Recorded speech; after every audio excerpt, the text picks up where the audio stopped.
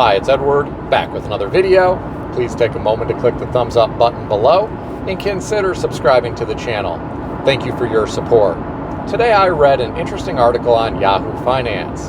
This article was talking about how half of industries are already shedding workers. And this is something that happened in the past prior to recessions. This makes you wonder, are we on the cusp of another recession? Some of you will argue we're already in a recession.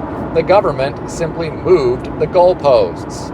Well, we can debate that all day long. Let's talk about how many Americans are ill prepared to weather a financial storm. If we enter an ugly recession, people are going to lose their jobs. Some families rely on two breadwinners in order to pay all of the bills. When the mom or dad gets laid off, well, the unemployment checks aren't going to cut it. Life gets real when your ordinary stream of income dries up. A lot of people have a mountain of debt. They have mortgages, they have expensive vehicle loan payments, they have credit card debt, they have buy now, pay later loan debt. Some people have furniture store debt. It always surprises me what people are willing to finance.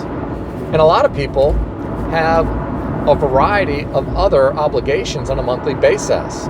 They have all these streaming services. A lot of people forget about the monthly subscriptions that they sign up for. Some people have gym memberships.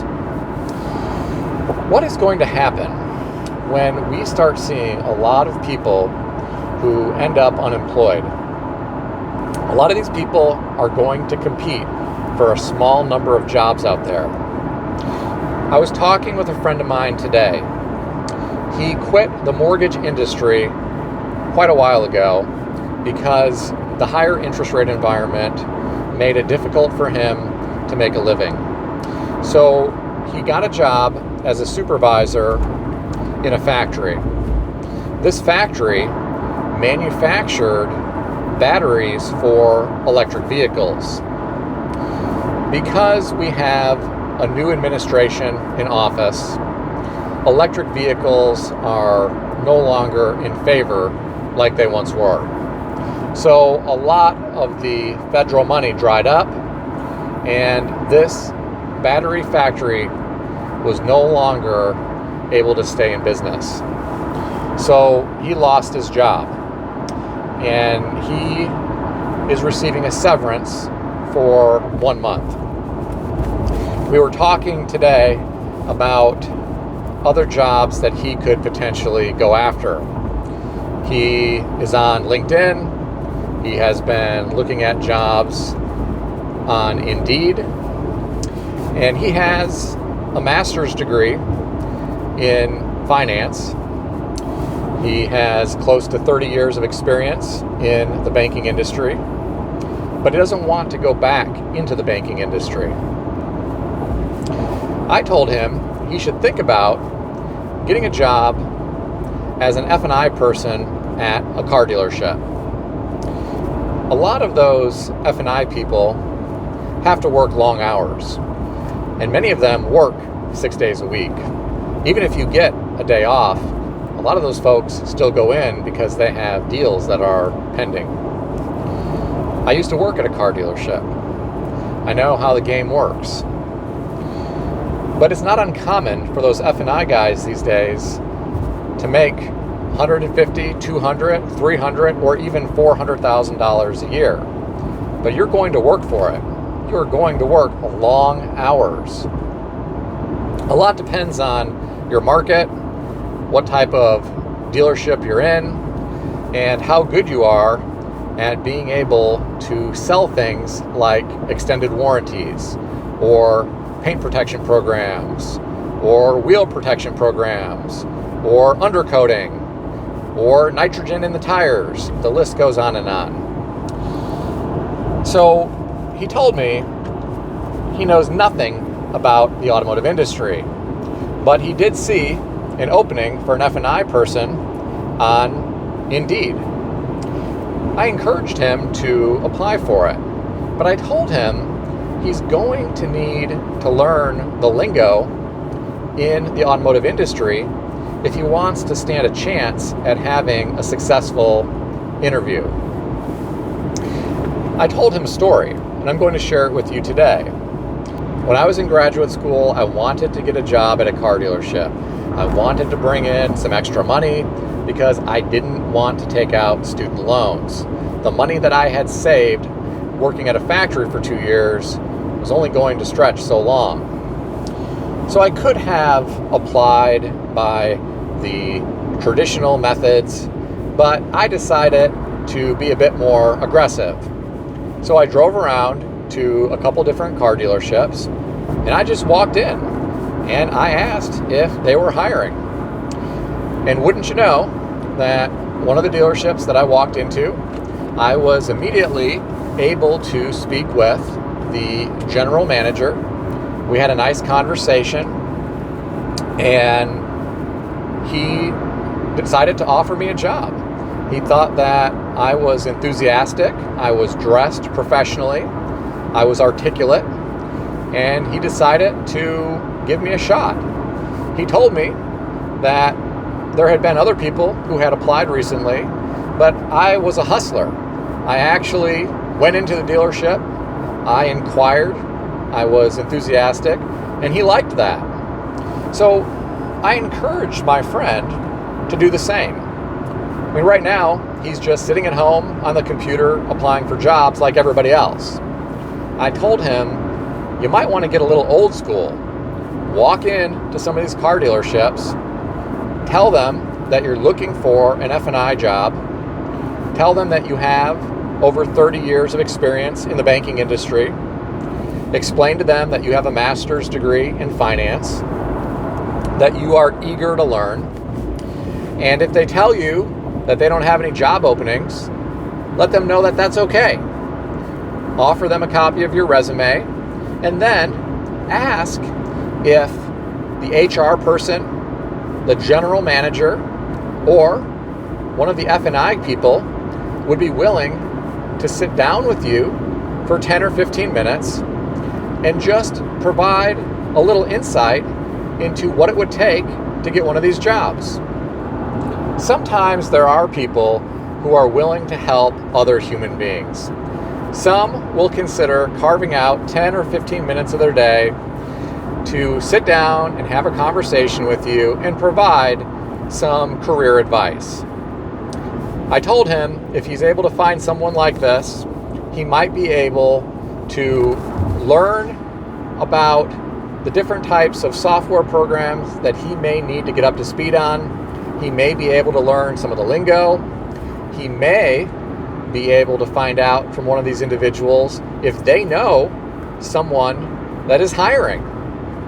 If you sit down and have a nice conversation with someone and they like you and they think that you're a professional and that you're a good employee, they might be willing to make a phone call to one of their buddies at a different dealership who is hiring, and that person might give you a shot.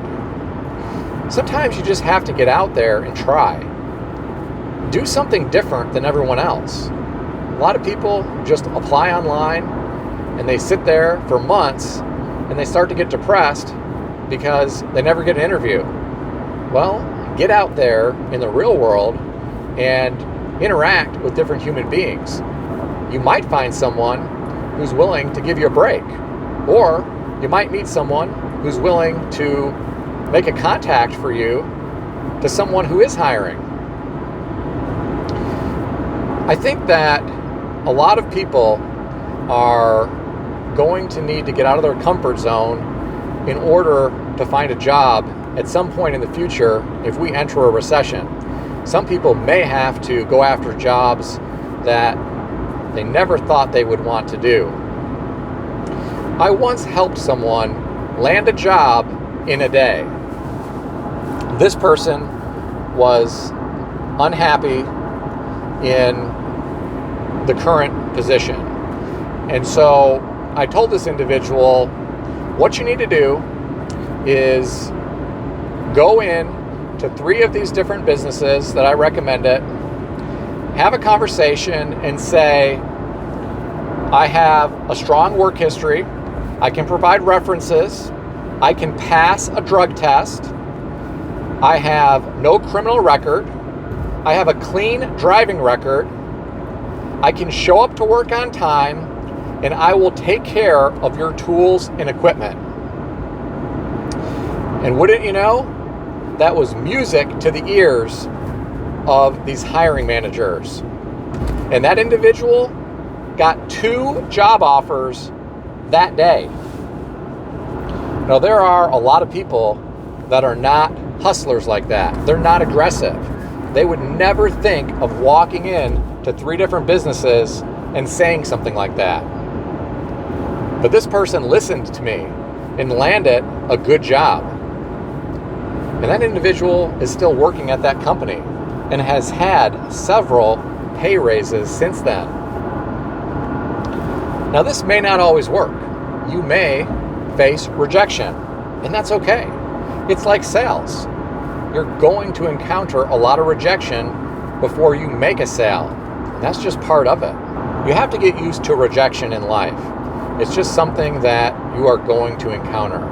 But if you find yourself unemployed, well, you may need to face rejection many times until you land a good job. But in my opinion, that's better than burning through all of your savings and risking potentially being homeless. There are a lot of people right now that are 1 credit card away from being homeless. I really do worry about what the future holds for many Americans, especially if we enter an ugly recession at some point. Right now, in our world, we have the haves and the have-nots. The middle class is quickly eroding, and the working poor are having an incredibly difficult time, while those who own assets watch their portfolios continue to rise in value day after day, week after week, month after month, year after year. I'm curious what you all think about this, especially if you are a hiring manager at a company. What do you think about folks who are aggressive and show that they are eager to work? Do you find those people annoying? Do you get frustrated because they're not following the typical protocol for applying for a job at the company? I really would be interested to hear your thoughts. Share them in the comments section below. If you enjoyed this video, consider subscribing to the channel. I want to extend a special thanks to everyone who has subscribed to this channel. I want to also thank all of my channel members. If you would like to become a channel member, there is a link in the description beneath this video. You can read more about the different membership levels. Please also check out some of the great books I suggest you consider reading in the description below. I've included Amazon affiliate links to these books. As an Amazon associate, I earn from qualifying purchases. Stay healthy and wealthy. I'll see everyone in the next video.